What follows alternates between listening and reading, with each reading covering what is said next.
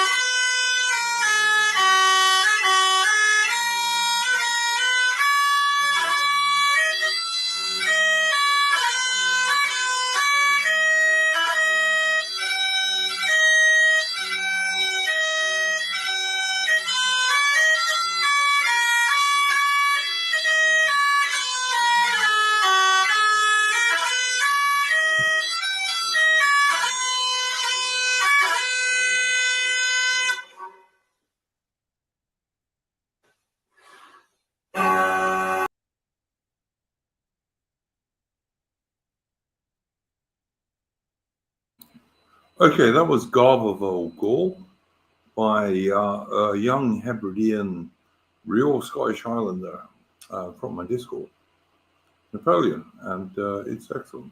And the photograph was, the illustration was probably apt, since it was the Black Watch in North America during the 7 Years' War. And of course, today is the 4th of July. Andy Nowicki, happy 4th of July. You're an American. Thank you. Man? How you going, man? I feel like riding out into war now after hearing that tune. It's very rousing.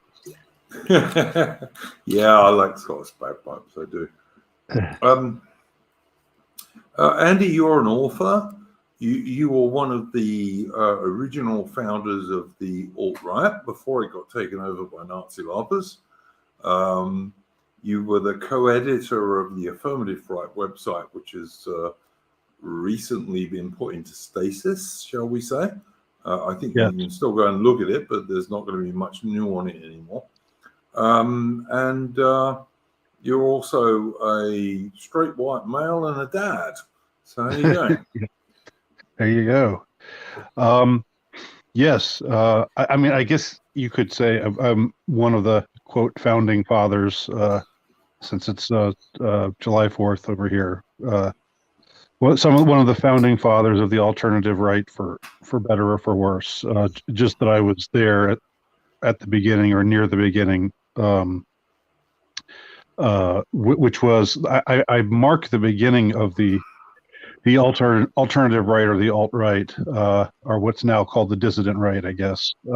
I think that it maybe began when Richard Spencer left Talkie Mag and started his own website called alternativeright.com, and that was back in 2010. And around that time, I had been writing for a site called The Last Ditch, which was sort of a race realist paleo libertarian site, and I'd been contributing articles to that page for several years, but and I just published my first novel at around that time called Considering Suicide, and the publisher of Nine Banded Books, who published that book of mine, his name is Chip Smith, and he told me that, there's this new interesting scene going on at alternativeright.com, and I think he was saying to me, Andy, you should send them a sample of your work and say, I'd like to write for y'all if you'd have me. And he told me, they're a lot of them are pagans, and I know that you, Andy, are a Catholic, so that might be something that's where you stand out a little bit, but still, I think it would be a good fit. So I took Chip Smith's advice and got in contact with Richard Spencer, and pretty soon was writing articles for that page and was a part of that scene. It was it was around that time, 2010. It was sort of in a not embryonic stage. It had been born, but it hadn't become the thing that it became a few years later. It was a pretty big tent back then, wasn't it, Andy? Yes, it was a big tent, and there were lots of different. It was people who were right wing dissidents of one kind or another. But you had, as I said, you had people who were more pagan in orientation, and also more some who were Catholic, and some who were Orthodox, and some who were agnostic, and there were some who were monarchists, and some who were I don't know, like more traditionalist, some who were Nietzscheans, maybe proto-fascist. I don't know, but there was no real. It seemed like you said, like a big tent back then. There was no. I mean, what we had in common was the predominant liberal left paradigm, which we all hated and despised and wanted to fight. Fair enough. John Comenos in the chat saying Gottfried was big in it too. Then, yes, I presume he means Professor Paul Gottfried, who's yes. a chap I still very much admire. Yeah. Yeah, but I think that Paul Gottfried, as I understand, was a mentor to Richard Spencer in the early days, and that. What the hell happened to Richard Spencer then? That's a whole nother story in and of itself. I mean, we were talking a little bit about what happened with what has happened lately with affirmative right and with Colin Liddell, which I don't, we'll get to that, I guess, in due time. Yep. But yeah, the whole question of Richard Spencer. I mean, I don't know. I don't know what to say about that guy. Really. Everyone says he's a Fed these days, and I can never work out, is he a Fed or is he just an idiot? I mean, it's one of the two. It's one of the two. It's definitely one of the two, if not both. It's interesting.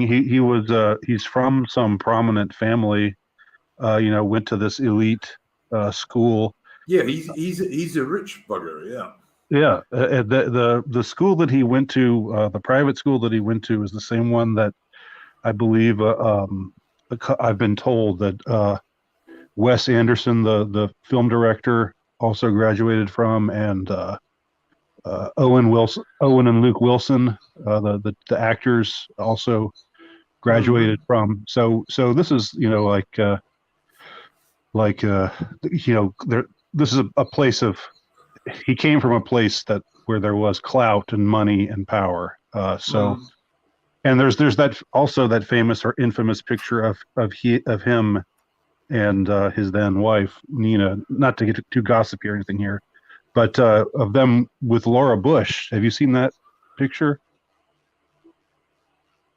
I don't think I have, but I'm This, sure I don't doubt you for a second. yeah, no, this was years and years ago, and people were sort of flabbergasted when they saw that, and so that sort of turned some heads or raised some eyebrows. I don't understand how you do a big meeting in America and you do, in inverted commas, Roman salutes because you want your organization to go further.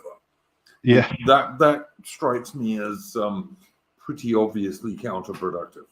yes, I would agree with you definitely on that, and that was further down the road at the 2016 NPI conference when that stunt unfortunately happened, and it was a stunt. It was a stunt. Yeah. And they knew they knew cameramen were in that hall. Yes, absolutely. So the question is, was it, deliberate self-sabotage? Was it deliberate sabotage of the movement from within in order to discredit it, or was it just, as you say, just a lack of foresight or even stupidity that caused that to take place? I really don't know. Well, it has to be one of the two, doesn't it? Yeah. I mean, absolutely. Given common sense, it has to be one of the two. Right. They're the only two options. Either it was deliberate or the guy is a moron. And I'm not sure. Like I've listened to Richard Spencer talking quite a lot on podcasts and videos and what have you, and he doesn't strike me as an idiot. So I mean, I don't. Right.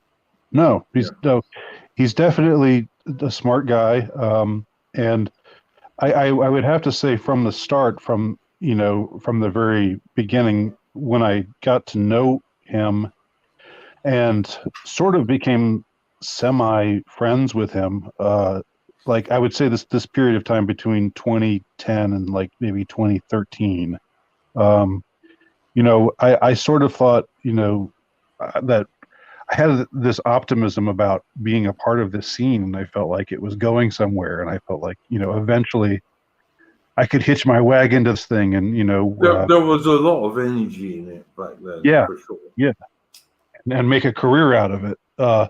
And that soon came crashing down. My realization that was not going to happen soon, knocked me over the head. But in the early days, I would say, even though Richard Spencer and I didn't necessarily see eye to eye on certain things, he was at the time for the time that he was invested in the site, which wasn't a very long period of time. I think Richard sort of loses interest in things. He sort of has something that's his new toy that he plays with for a little while, and then he gets tired of it and goes on to something else. But for the time that he was actually interested and invested in alternativeright.com, it was, we had a good thing going, and I wrote articles regularly, and Colin Liddell also was a regular contributor, and then eventually it got to be that Richard and Colin and I would do basically a weekly or like every, or a fortnightly, but often weekly. I think it would be, we would do a podcast, and I think those podcasts can still be found out there somewhere, floating around on the internet. Well, look, I've done like I did a video with let me think, this chap. I did a video with one of Jonathan Bowden's best mates when he was alive. Yes. And it's one of my most popular videos on the channel, guys, so go check it out. But Eddie Butler is the chap's name. And Eddie Butler these days works for a populist British party. And I like Eddie Butler, and he was a great guest. And we had what I think was a really good stream. But Jonathan Bowden was not. He definitely was not a Nazi laugher. I'm sorry, he just wasn't. Mm-hmm. And the idea that you can only be alt-right if you are, to me, is like it's a deliberately false thing that is being placed in front of people. Yeah, I agree, and I remember, like, I guess we're gonna. I mean, this is still kind of skipping around a little time-wise, but like later after the first incarnation of AlternativeRight.com came to an end, and sort of the second phase of the alternative right started as these like Twitter trolls and broadcasts like the Daily Show, The Right Stuff, and all of their fellow sites, which they were sometimes funny and sometimes insightful, but I came to not really like the way things were going. Generally speaking, tonally or ideologically, both. Yeah, I 100% agree with you on that. There was a time when I remember somebody saying to me, it was something like, if they're going to call you a Nazi anyway, you might as well just be one. I was like, no. Yeah, and we still get that today. Everyone on the right. They're going to call you a Nazi, so just become a Nazi anyway. Because what difference does it make? Except it loses you all credibility with normies. Yeah, well, and it completely ignores the fact that there are people out there who are who are open-minded and who can make distinctions between, being conservative, being traditionalist, being right-wing, and being a Nazi. I mean, there are people out there who can do that. Now, of course, the mainstream media is very dishonest, and they try to push everyone who's on the right, who doesn't toe the line. They try to imply that they are basically proto-Nazis or quasi-Nazis or whatever. But there are a lot of people out there who know that that's not true, and so that's what this whole you might as well call yourself a Nazi anyway thing ignores. That there are actually people out there who can make distinctions between two things, that are can make a distinction between being on the right and being a National Socialist or a fascist or whatever.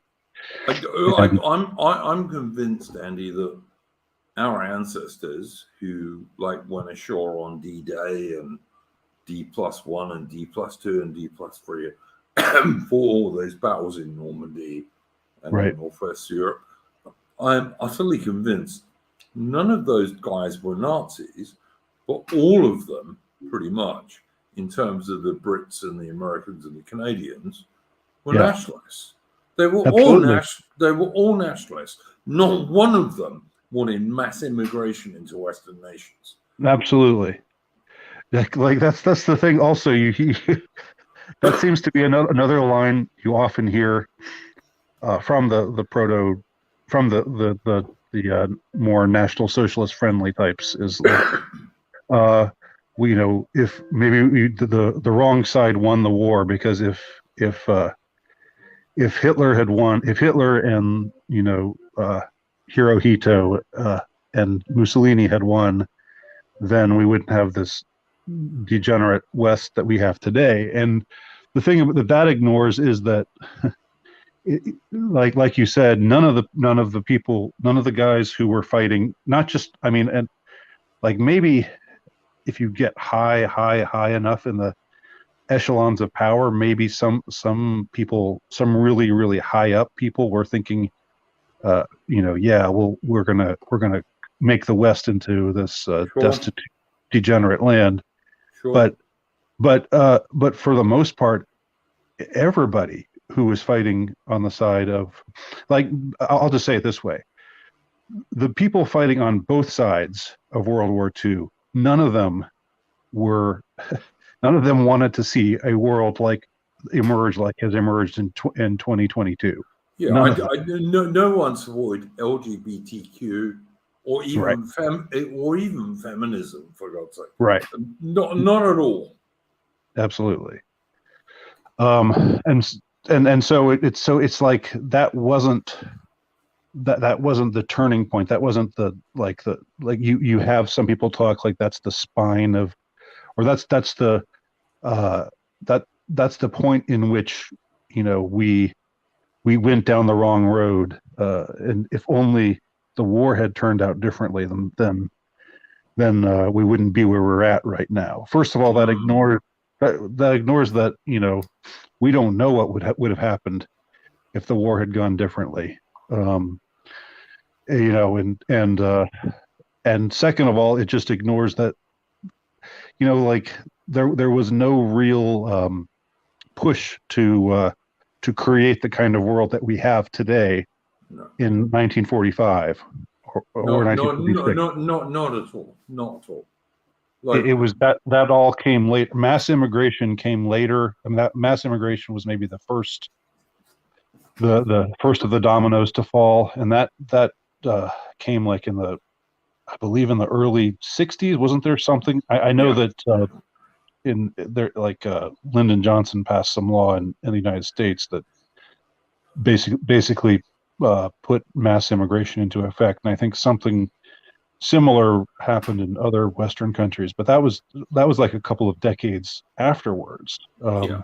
So my grandfather went across on D+3, and he was born in 1908 and had been a regular soldier in the British Army in India between the wars.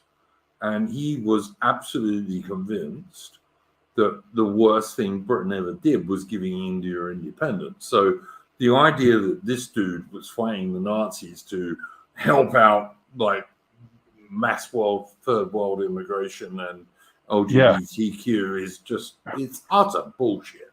And it's true of 100% of the ordinary soldiers in America or Britain or Canada or Australia Absolutely. or any of those nations in World War II. They were all just basically average nationalists, I would say would be the best way to describe it. That was the default position at the time. Yeah. My country, right or wrong, was like what most ordinary people like thought in the 1940s. The idea that what's happening now has something to do with that is just it's bullshit, and it's left wing people lying to us about why World War II was fought. Yes, it is. It's funny. It's ironic. It's the National Socialist friendly folks on the dissident right are in agreement with the leftists. They were like, the leftists now are saying, yeah, we fought World War II for so that we can have gay pride parades and it's just not true. We fought World War II so our countries could win. Right. America fought World War II because the Japanese bombed Pearl Harbor, and they thought, fuck that shit. It's like, Jesus. Yeah, no doubt.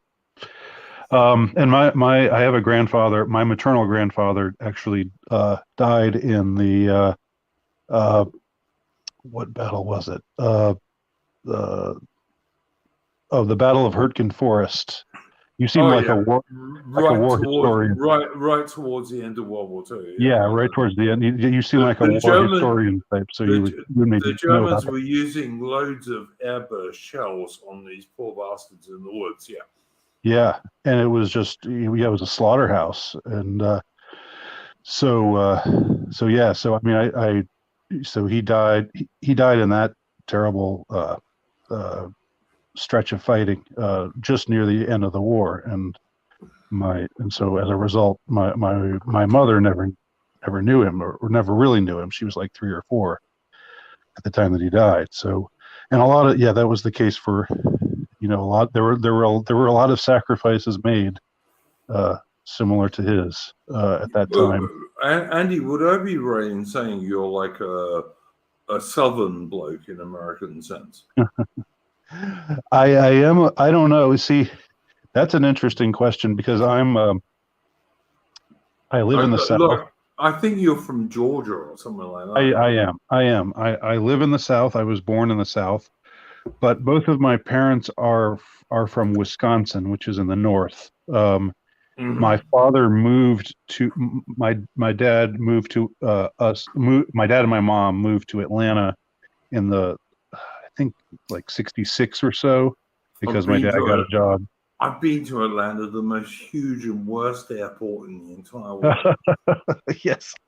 Yep. Hartsfield Jackson. Good old. It's like a. I don't know if you've ever seen a Paul Verhoeven movie like Total Recall. I always think of Paul Verhoeven like movies like RoboCop and Total Recall when I'm in the Atlanta airport. It has that sort of dystopian vibe to it. It's not a nice airport, let me tell you. But yeah, but yeah, what my main point was is that as I understand it today in 2022, the American military and the British military are no better off at all, except the British military are doing it officially. Like all of the recruitment is in the toilet because the guys who used to be the backbone of the American and British military were working class white men, and Right. they're not joining anymore. Surprise, surprise, because of the propaganda that is being put out by those militaries. Yeah. Well, they sense that they're not welcome, right? They sense that their kind is not wanted. Yep. And so they say, well, if I'm not wanted, I'll just not join. Yeah, I'll go do some other shit job, Yeah. But yeah, exactly right. And I mean, like I joined the British Army when I was 18, so Oh yeah. But I wouldn't. My son's serving in the Royal Navy, but I continue. Wow. I continue. Oh, he's an officer, but I keep arguing myself to tell him to leave because the people who control our nations these days are not doing things in favor of our real people. They're just not. Right. And I think that when do you think that happened? When do you think that change took place? Because I have some specific thoughts.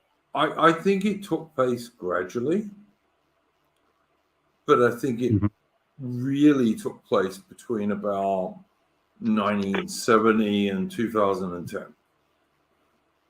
Yes, and I think that a big impetus for the change was the end of the Cold War. It seems to me.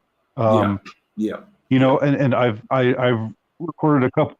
I've recorded a couple of videos on this subject, and I have certain conspiratorial, just things that I wonder about. Nothing that I can prove or anything like that. But I remember, I was born in 1971, so I remember, life before the Cold War, life before the internet, and all of that. And I remember that, like in the 70s and 80s, even though things had got like there had been plenty of bad cultural influences had taken place by that time. Things had degenerated to a large extent. The sexual revolution was wreaking havoc on families, and lots of bad things were happening. But at the same time, you still have this, promotion of like you watch TV shows from around that time, and you see intact families, like not racially mixed. You see commercials with heterosexual couples, predominantly white heterosexual couples. It's not at all like today or like the last few years where you basically you can't find a non-racially mixed couple depicted on television. I'm exaggerating a little bit, but I mean it's all over the place. By much. And if they are of the same race, then they're a gay couple. I mean, in commercials and TV shows and what have you. But that was not the case in the 70s and the 80s. It seemed like at that time there was still this there was still uh, like the higher ups, the powers that be still needed the support of the regular Joes. So the regular Joes and Janes. So they weren't going really hard on the anti-white propaganda, Yeah. anti-traditionalist propaganda. That like if there were if you ever saw anything like that, it wasn't nearly to the extent that they carry it today. So, and you had, I mean, I'm just remembering. I know television isn't everything, but it's like it is called programming, and there's an interesting double meaning there with programming, and it seemed like that for a time, the programming was, we're going to show healthy, normal, typical. It's not that I necessarily I don't have a problem with people falling in love with someone and marrying someone who's of another race, but they're outliers. They're not. It's not the typical thing. And I so don't if they're like a white dude and a Japanese girl or something like that. right. I have a much bigger deal with some white chick going on. Oh, I want this African bloke, and often they end up beaten up or killed or But that's just what happens. But you're not allowed to say that. Right. Well, there's certainly a lot of things you're not supposed to pay attention to and that you're not supposed to talk about. But I just getting back to the question, I really think it was the end of the Cold War that just unleashed this demon where America gradually. America thought it was going to be the only power for a Yeah. very, very long time. And that has not turned out to be true. Like, as Ukraine, that's right. for example, has proven. Yes, indeed. And so that's my opinion anyway. That's just my observation. But on the other hand, Andy, just to be fair, when America thought it was going to be the only power, it also did bollocks like Afghanistan and Iraq, and Britain followed along and got the same heavy casualties for no point. Absolutely. In proportion, because there were less Brits there, but Australia also to some degree. And we just thought, oh yeah, we can do what we like now, which was never true, and it turned out never to be true. I mean, I have every admiration for a bloke from the U.S. Army or the U.S. Marine Corps or the British Army or the British Marines who went to Iraq and Afghanistan and did their stuff. I have every admiration for those blokes. Like, they were just, they were fighting for the blokes next to them. But the governments who sent them there were shit. Because we had no plan to win. We had no plan to win. We never did. Like, okay, we're going to send feminists over there to teach Afghan women they should be feminists. Get fucked. It was just crap. It was crap. Absolutely. Now, were you involved in any of that as no, military? No. Well, to explain myself, I joined the British Army when I was 18, and I did 3 years in the British Army. Then I thought, okay, I'm going to get sent to British Army the Rhine, which I didn't want to do because everyone in the British Army the Rhine told me don't go there. So I fucked off and moved to South Africa. And then I joined the SADF because I knew some blokes there who were involved with that and spent 7 years doing that shit. But I still lost. I mean, I just lost more slowly, Right. But so that was during we all still lost. Yeah. That was like when there was still a white government in South Africa. Yeah. Yeah, that was And when they were like with Rhodesia or with no, had it become Rhodesia. Zimbabwe already? By the time I moved there, Rhodesia was already gone. But we were Uh-huh. still fighting SWAPO, the Southwest African People's Right. Organization, which was a communist load of gits in Southwest Africa, which is now Namibia. And then they Right. eventually in 1991, something like that, they wanted to send my regiment, which was mostly black guys, by the way, with like white officers and some NCOs like myself, to into the townships, and I didn't want to do that. Like I wasn't Really? interested. I wasn't interested in killing our own people. So I just Just to, resigned. like to police the town, like were there riots and stuff at the time, and they sent you in There were some. to put these rebellions down? Was that There, what was there, going on? there were some riots, but actually not as many as people think there were. But I wasn't in. I just didn't want to kill our own people in townships, So I resigned, and then I Mhm. eventually met this Aussie chick, and she said to me, "Come to Australia." So, like I did. So but yeah, it's. I don't know, man. I think we've been losing for a very long time. Yeah.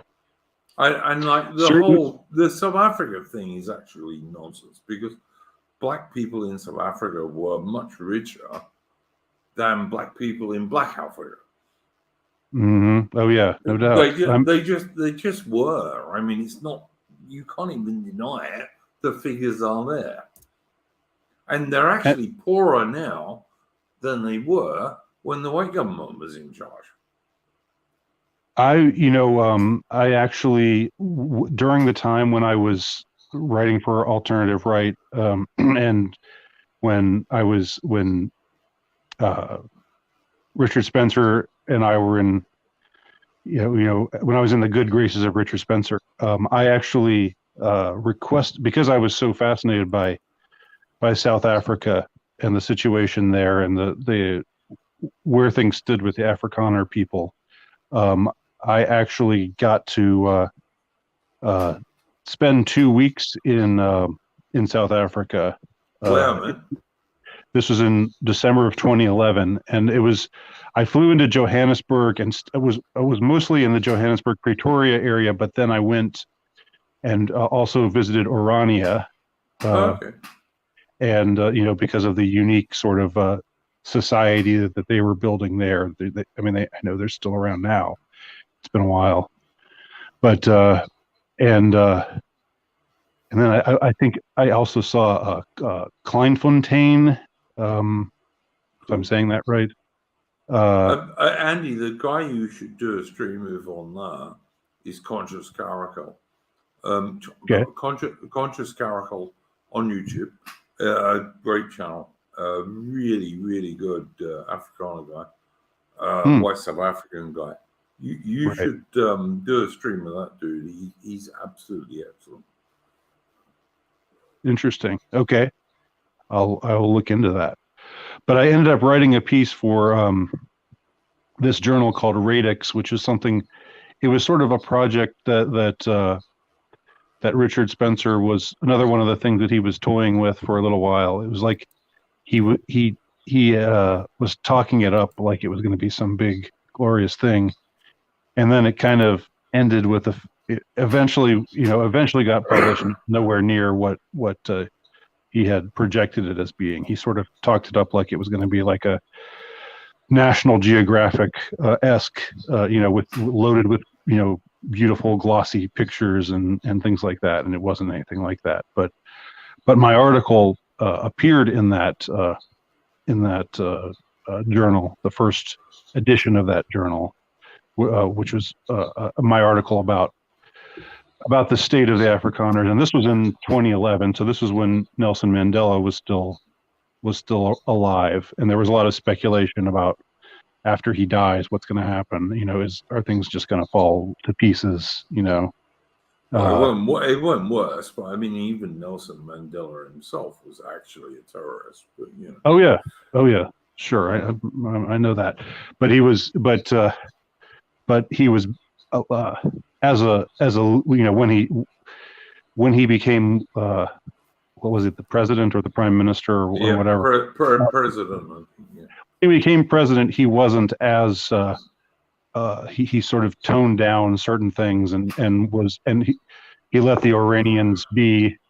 This is sort of let them do their thing and sort of pushed reconciliation more, while the more angry radical types were waiting in the wings, wanting to push the revolution.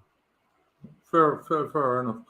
Yeah. Andy, one of the things you're known for is Pizzagate, and which is basically like a high-level pedophile stuff. Yeah.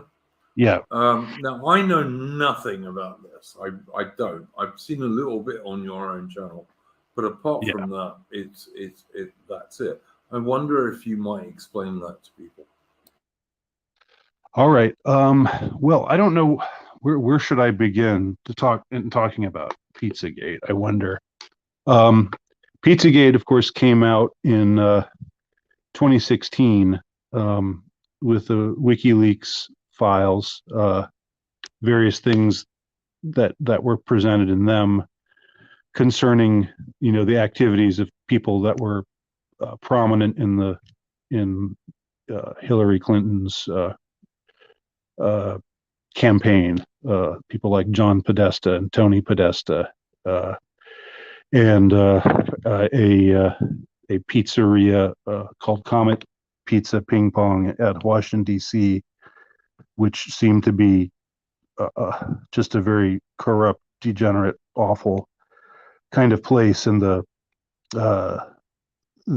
owner of this pizza restaurant had an Instagram page, which had which was open. I mean, it was not privated, and it just had all of these really just stomach churning sorts of material, pictures of little kids, and like sort of hints of coded language suggesting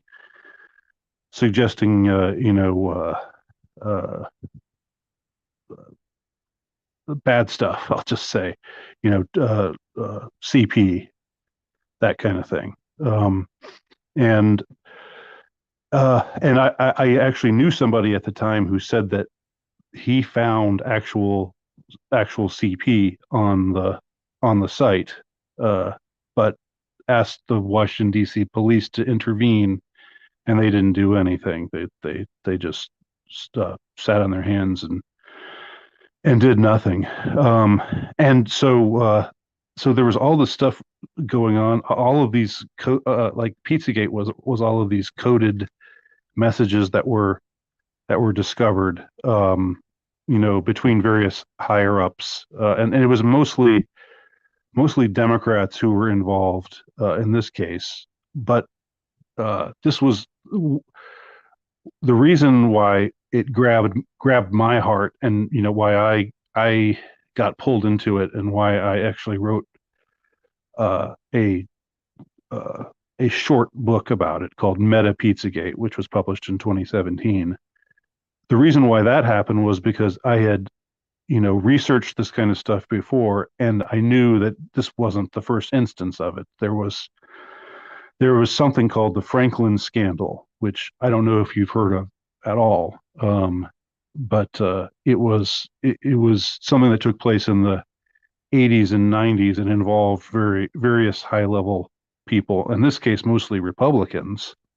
So this was it was a bipartisan thing, and children, like children in foster care who were eventually pimped out to these powerful people, and there were all kinds. There were suggestions of satanic rituals and so forth.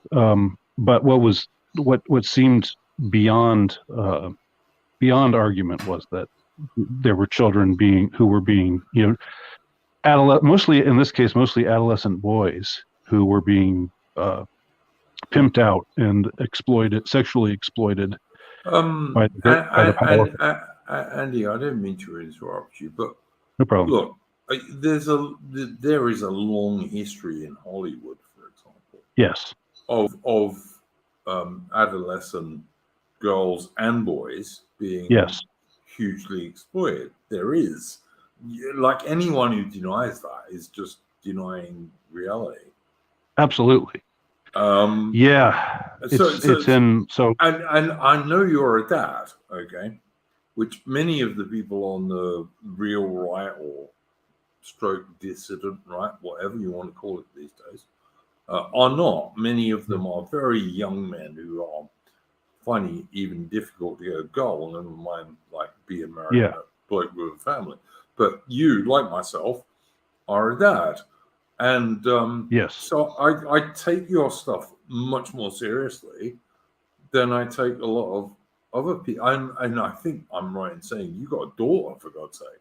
Like my child's a boy who is slightly, very slightly less at risk. But I don't see why people don't take this stuff reasonably seriously. I mean, I'm not saying it's an absolute worldwide conspiracy going on everywhere, but you know what? The mainstream media is so fucking dishonest that it actually could be. Right. Absolutely. And I have a daughter. I also have a son, so I have one of each sex. Cool. Yeah. But yeah, I'm sure being a father, also it makes you more alive to this stuff. Yes, absolutely. But I don't think you even have to be a father or a mother or a parent to be aware of the horror of it, of child exploitation. And I think that, Andy, look, what normal society would allow what's it called, transsexual story hour? What normal society would allow that? Drag queen story hour. Yeah, drag queen story hour. What normal society would allow toddlers to go into a gay strip club and watch gay strippers?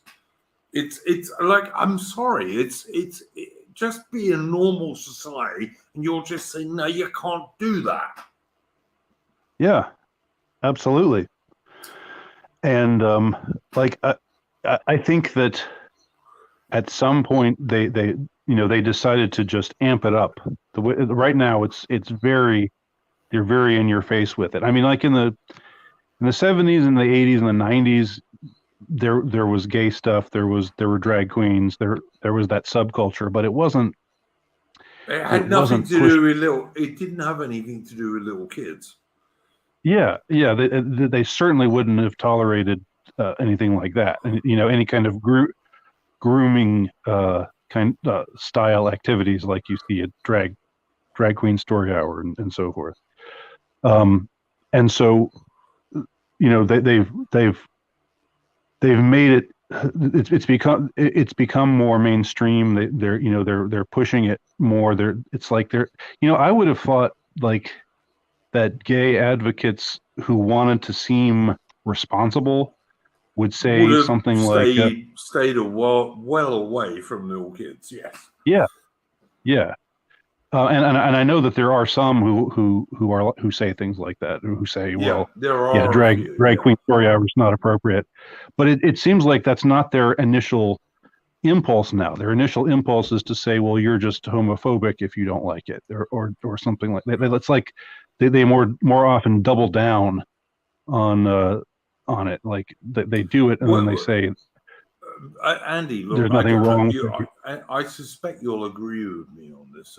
Is like the traditional human value, and it's not even a Western value, it's a human value, is that little kids of like Yes. 4, 5, 6, 7, 8, you don't tell them about sex because they don't need to know it, because they're innocent and they don't need to know it. No. It's just that Absolutely. simple. It's that simple. They don't need to know about it. Right. Like at that stage, you're still talking about the Tooth Fairy and Father Christmas and Easter eggs, and all that innocent stuff, which is great for little kids. Yeah, absolutely. It's just that.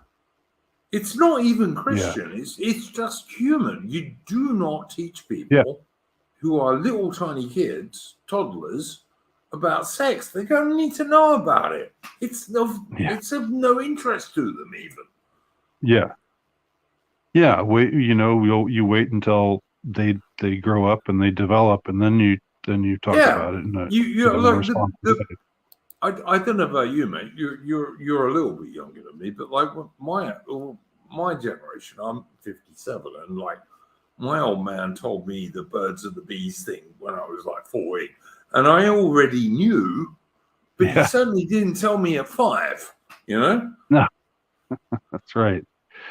That's right, and you probably didn't think about it at age 5 or. No, you don't, because you're a little kid. Yeah. I mean, you're innocent. There's a thing about innocence, which absolutely these people who want to destroy our societies really want to destroy. They want to like, if you don't get aborted, they'd like you to get aborted if possible. But if you're not aborted, they want you either corrupted or raped when you're about 7. Yeah. It's disgusting. And I think that what again, getting speculative, getting what's going into the realm of what someone call conspiratorial, but it's what I think is undeniably true when you look at the so-called elites and their belief system and what they seem to prize, or what they seem to believe in generally. I think it ultimately comes down to a depopulation agenda. This is something I talk about often, because on my YouTube channel and something I've written about a bit, because you look at everything that is pushed, on an official level, whether it's homosexuality, transgenderism, feminism, where they say to girls, you don't want to just get married in your early 20s and become a housewife. And become a stay-at-home mom. That's demeaning to you as a woman. You should get a career, and you should just date around and use contraception and until you get to your late 30s, and then maybe you can, when you're barely fertile anymore, then you can get married and try to have a kid. If you can find a bloke who'll have you. Yeah. Well, sure. There's that as well. That question as well. But everything that they push seems to me the point of it all is to lessen our numbers, to cull the herd. The depopulation agenda. Oh yeah. Abortion. Sure.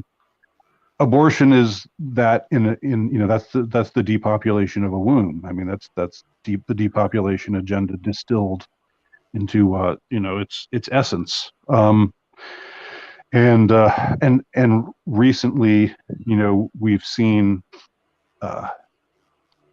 again. This is well. This isn't even getting in. This isn't even conspiratorial. This is just factual. Supposedly, in numerous countries across the world, the first 4 months of 2022 has seen a significant decline in babies being born. There's been I've seen that, and of course, it's got nothing to do with the assorted vaccines for the Black Plague 2.0. Yeah, right.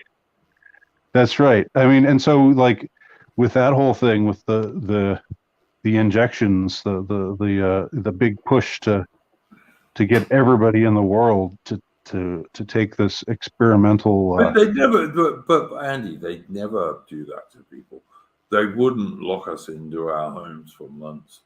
No, In Britain's case, import almost 1 million aliens into the country at the same time, and then give us a vaccine that not only made a lot of young fit blokes drop dead for no apparent reason, but also made us infertile. As if they would do that. I mean, I know that's so conspiracy. Our leaders are so good. How could we possibly they wouldn't do agree such with a thing. They wouldn't do such a thing to us. So, but some people, including I suspect Colin Liddell, I have to say, would say, "Oh no, that's a ridiculous conspiracy theory." And you know what? It is a conspiracy theory, but it ain't all that ridiculous these days. I'm sorry. It's not ridiculous at all. No. So yes, you said you've had Colin on your show a couple times before. I've had Colin on my show at least 4 times, actually. And you generally like his take on. I do. I like his take on the fact, the idea that it's all the fault of the small hat guys is ridiculous, because it is. But the idea that everything else is a conspiracy theory, well, then he starts to lose me, you see. Right. So what do you think? Because I've semi known, I guess, getting back to the history of the alt-right, the saga of the history of the alt-right, which I've written about I've written about several significant, what I consider several significant chapters of the history of the alt-right on my Substack page, which is andynowicki.substack.com. Mate, if you after we're finished, if you send me that link, I'll stick it in the description. Okay, cool. I will do that. So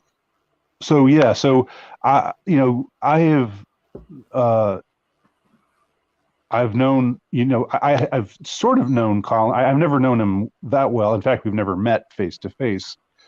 But we after alternativeright.com, after the first incarnation of alternative right fell apart because Richard Spencer basically just nuked the site, just got rid of the page. It didn't exist anymore. Richard Spencer being a wank, which he does quite frequently, but Well, this is going back to 2013, and that was something. So Colin Liddell and myself had taken up co-editorship positions at Alternative Right by that time, because Richard had and you guys turned it into Affirmative Right, which was actually a really interesting site with a lot of good articles. Mm-hmm. Eventually, it became Affirmative Right. That was more. That was something that Colin decided to do, because eventually I was. We were co-editors for a time, and then I kind of became more interested in writing. Like it. I don't know. For a time, I was content to write about stuff that was going on in the news and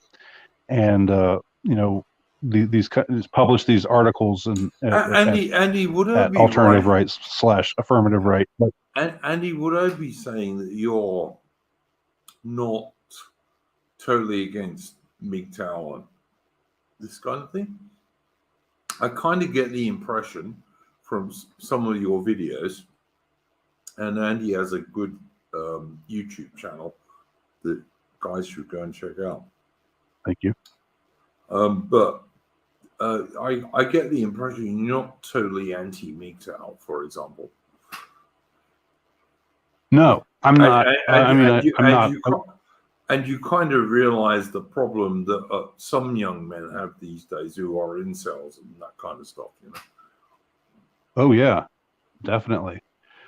I've written about MGTOW. I've written about the incel what do we call it? Not a movement exactly, but the incel, the development of this thing called inceldom, and the crisis in masculinity, Yep. generally speaking. Yep.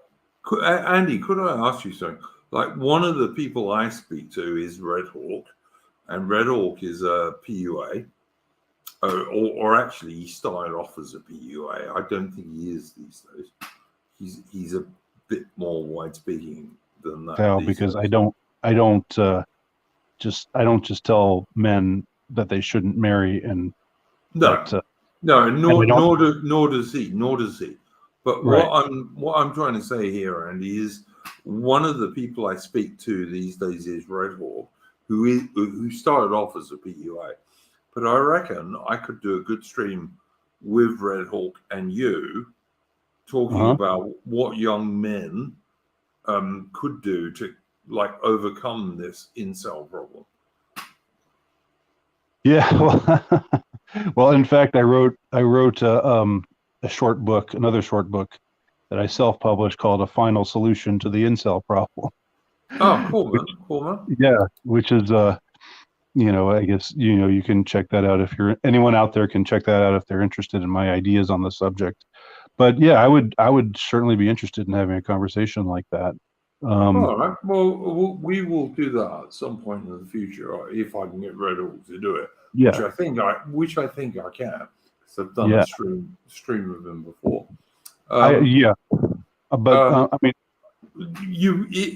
these days as right-wing men, we have to help young right-wing men because they're the most disadvantaged.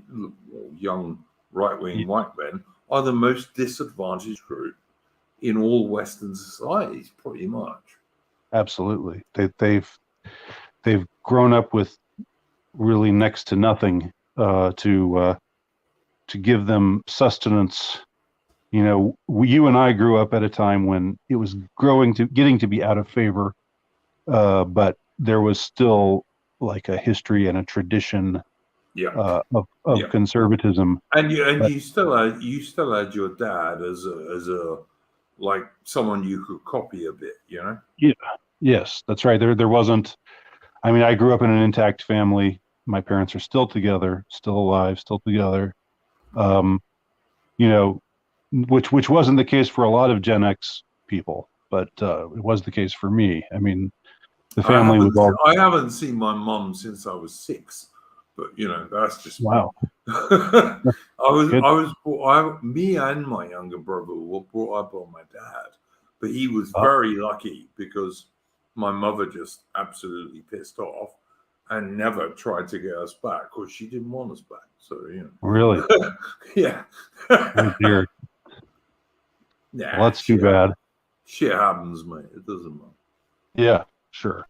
We all have to deal with our, whatever life throws our way. Yeah, you're a man. You do that. That's what sure, you do. Absolutely. That's right. Stiff upper lip, as you British say. Absolutely, 100%. On the 4th of July, I have to agree with that. But yeah, absolutely. Andy, I get the impression that your family were like probably lower middle class kind of chaps. I don't know. See, my dad was a college professor, so I don't know what that would make. I don't know what that would make us. It would make you middle class, I think. Yeah, middle class. I think we were sort of middle. Yeah. And then I think at some point, because my father's career, in academia, went really well. He kind of ascended to the heights to some degree or other. I think at some point we might have become upper middle class. I liked your recent video or two when you went back to Florida and looked at some of the places from your childhood. That was kind of cool, actually, because I've done that myself. Although when I did it, it was much more depressing. So Yeah, it is. things have changed a lot more. Oh yeah, it is interesting to go back and see places like my in the early days of my marriage. I was going to graduate school out in Dallas, and my wife and I stayed in this one room apartment that was near the airport. And I recently, well, a few months ago, I was in Dallas, Texas again, and went out to just to see my old neighborhood, and it was gone. It had all been knocked down, and they put up a bunch of warehouses and things. And I was What like, do you feel these days, Andy? Do you feel like a Georgian, or like what bit of America do you identify with? hmm, I'm very sympathetic to the American South. Um, I'm also aware of that I'm not really authentically a Southerner by heritage. There weren't that many, uh, you know, there weren't that many Nowickis who fought on the Confederates in the Confederate Army. My Mm-hmm. so I don't really know. I don't really know where I would say that I'm. In some ways, I guess I draw some pride from my European heritage. I am my name is Polish. I'm Polish and Italian on my father's side, and I do admire the Poles for sort. It seems that between the Polish and the Hungarians, they're the ones who are sort of being the holdouts, uh, the most in the new Europe, and saying we don't want mass immigration. We want our traditions. Well, Uh, also, if you've got Italian, then of course you're going back to the Romans, man. that's right. That's right. Actually, absolutely. Um, so I'm like a lot of Americans. I'm a mixture of a bunch of. I'm kind of a Euro mutt. I'm uh, on my father's side. I'm Polish and Italian. On my mother's side, Norwegian and German. So Cool, yeah, so I'm a cool. whole bunch of No, different things. nothing wrong with any of those actually. No, But yeah, no, that's all cool. Um, yeah. I don't know, Andy. Do you think we in the West can we escape this, or are we doomed? Well, we will have to see how it all plays out. I mean, there has been, I think the last 2 years, what they have been trying to do with the virus op and then with the vaccine op, there's been a huge backlash um, against that. Now, that's not to say that I'm not naive in thinking that it's just like there's a majority of people who care about this stuff, but there is a significant, a significant minority that have been that have had their that, a big minority. Yeah, I yeah, agree. that have been quote unquote red pilled by this outrageous tyrannical power grab that's taken place, that we've seen take place. And you're living in Australia, right? Which is like the Yeah. when it was all going on, it seemed like Australia and New Zealand was the worst of this kind of tyranny, at least for a time. I don't know if things have calmed down there Well, now. no, it hasn't. But let me tell you, I have never had any vax, Hmm, and I've never even taken one single test for the China there you go. virus. Not even one. So you can get away with it. You've just got to be like, you just got to say, look, I'm an Anglo-Catholic man, and I'm not going to do it. Yeah, So just stand your you, ground. Absolutely. yeah, you have to always. I watched an AA stream just before this stream, Andy, and it was about there's some bank in the UK that is allowing its staff to have little badges on giving their pronouns. And Oh AA, my gosh. yeah, what a joke, I know. But AA was saying, no, we should just let them do that because we can't do anything about it. And my opinion is we have to fight the enemy all the time on every single front we can, always, because they want to kill us. We can just fight in a case like that. We can fight them by ridiculing them and making fun of them, because it is so ridiculous, and it is so like it's. I mean, I know there's definitely a serious component to it, but it also is extremely funny. It's very comedic. This whole pronoun thing. It's just so. Well, it's comedic if you got the least bit of common sense. Yeah. Mentally ill men pretending to be women are not women. I'm sorry, they're just not. Yeah. Yes. There's a good guy on my channel called Don the Pleb, who is an ex-US Marine Corps combat veteran, and like he constantly says, like, all of these people, they want us dead, they want our wives raped, and they want our children absolutely corrupted or raped. And he's right. He's just right. That's right. That's like a Sam Hyde quote. I don't know if you're familiar with Sam Hyde or not. Yeah, I know it is. Yeah, and Don would say that it was a Sam Hyde quote. Yeah. Quote. But Don's a good bloke. He's an ex-US Marine Corps combat veteran who fought in Afghanistan, and like I really like him. He's a good man. But some other people will turn around and say, "Oh no," because like he says this and the other. And fuck academic agent and is like, oh no, we can't fight back, so we should just surrender. Never going to agree with that. I'm sorry. So he said we should just pick our battles or something, or not. No, the academic agent really wants us just to surrender, because he spent most of his stream, like only an hour or so before ours, turning around and saying, well, you can't do anything to a great big bank in Britain, so you shouldn't even try. Like, because they came out with these, like, giving your pronouns badges, and loads of British people turn around and say, well, I'm sorry, you're going to lose my business. And he said, no, you can't do that, because if you do that, no one will take any notice, and the bank's so enormous, and the government will support them. It's just like, all right. So it's like it's sort of this black pill kind of philosophy. Yeah, absolutely. We can't destroy that bank, but we can make them lose a load of money. Yeah. And if we can, we should. Yes, I agree. That was my main point. Yeah, no doubt about it. So they're wanting them to wear name tags saying.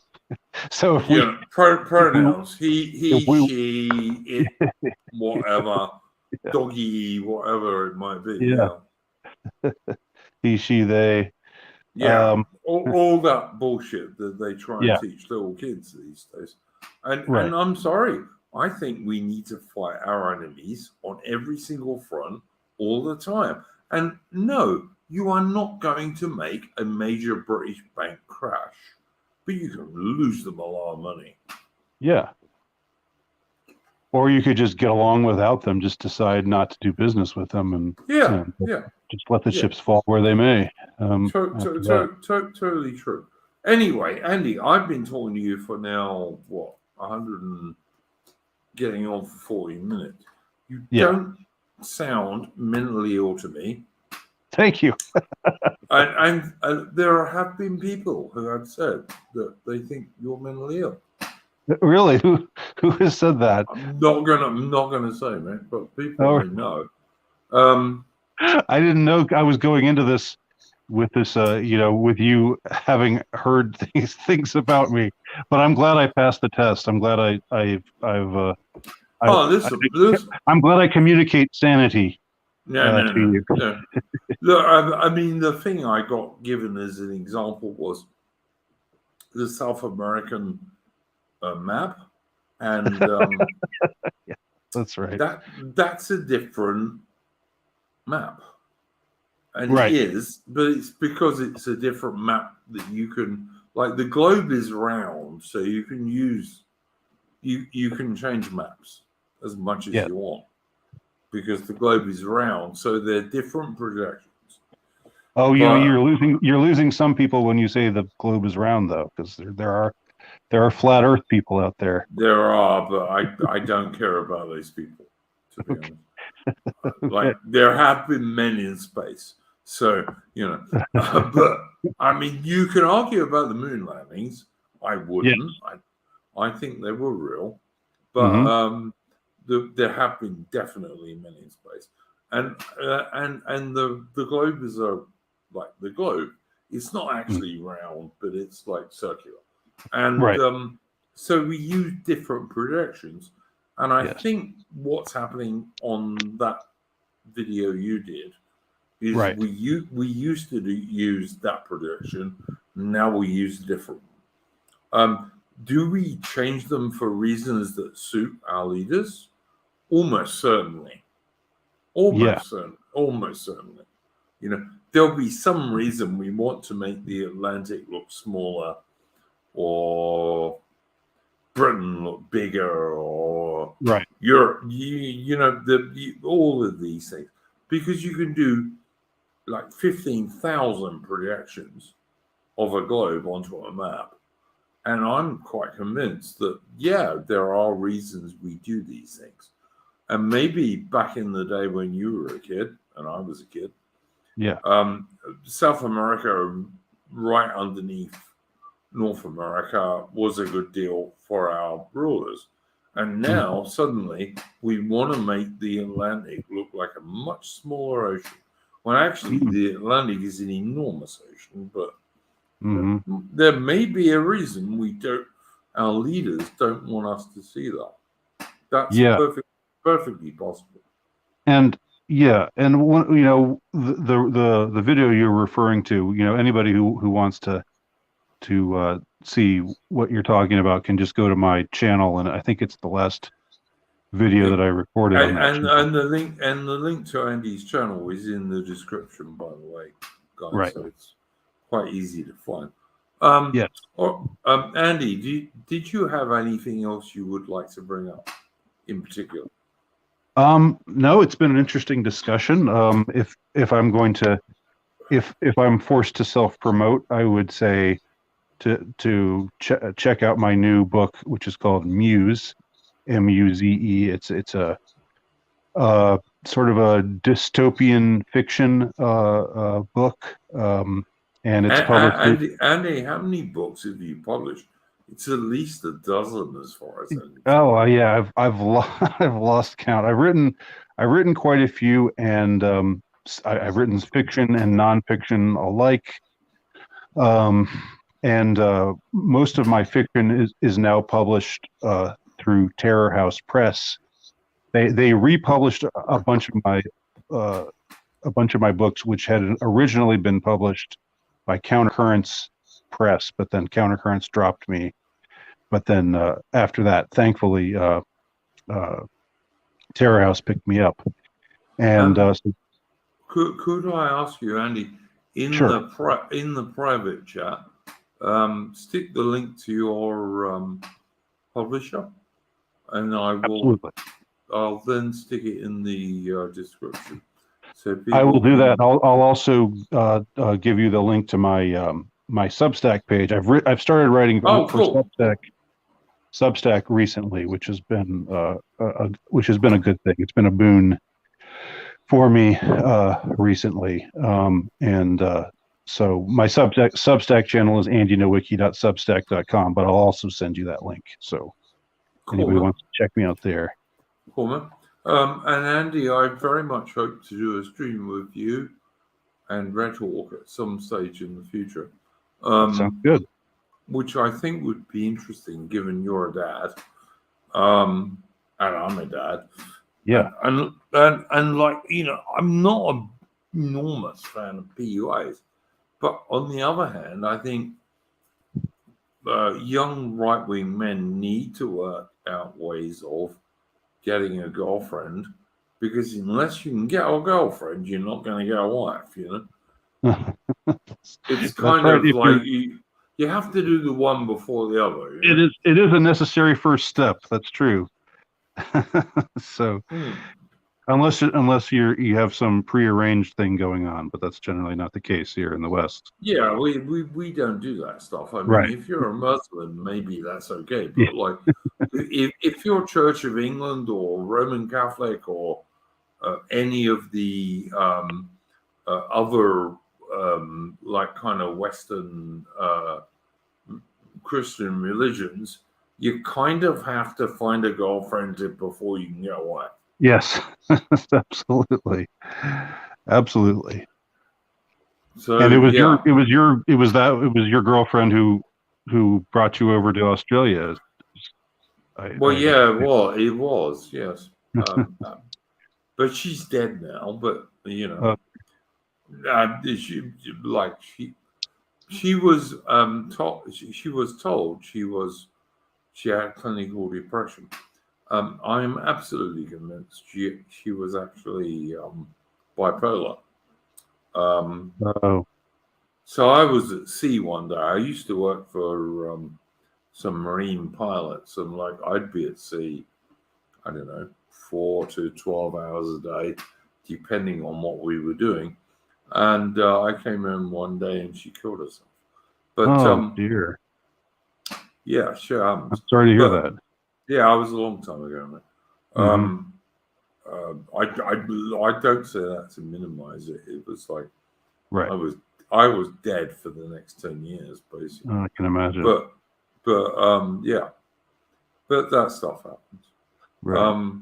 But I think she was misdiagnosed anyway.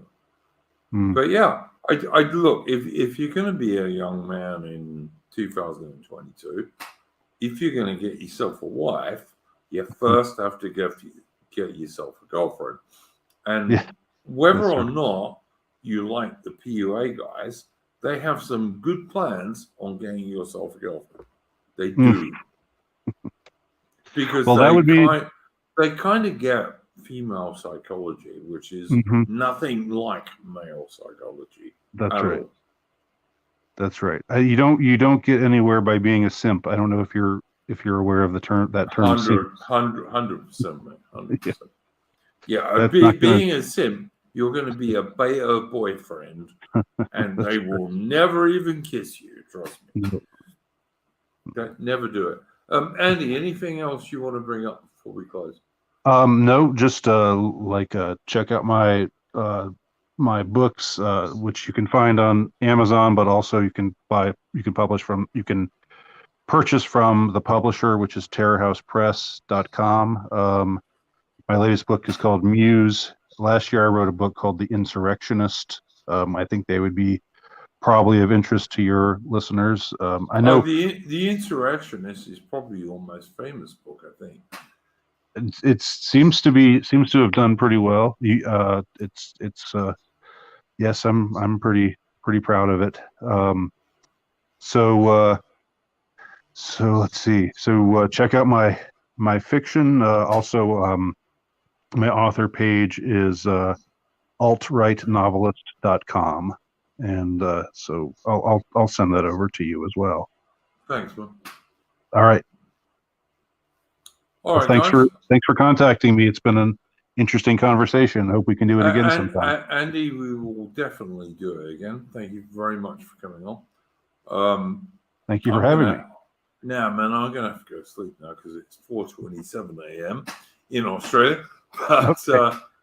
no, it's all right, man. I had no idea. I thought you were in England, so I'm You sorry thought to I was. No, pick you up in the middle of the day. I am an Englishman who lives in Australia. That's okay. That's why I didn't Okay. even bother arguing about it. But no worries. And Right. I've got insomnia anyway, so it doesn't matter. So Oh, happy 4th of July to all our thank you. American Thank you. viewers. And Andy. And happy 5th of July to you, because it's already the next day in your part of the world. Absolutely. We're always ahead of time. So, You're always a day ahead. Go all, guys. And I will change the description to include more of Andy's links. So go all. And we'll All right. check you soon. All right. Thanks.